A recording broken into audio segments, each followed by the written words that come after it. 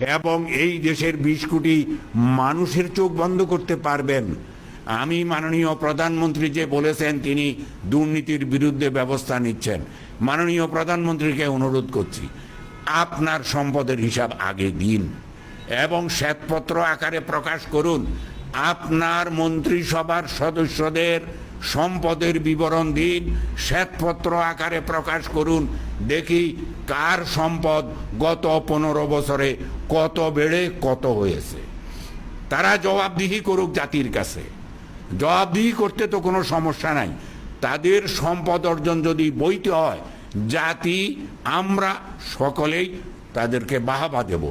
আর যদি অবৈধভাবে কেউ সম্পদ অর্জন করে থাকেন তাহলে তাদের বিরুদ্ধে যথাযথভাবে আইনি ব্যবস্থা গ্রহণ করে তাদের সম্পদ বাজেয়াপ্ত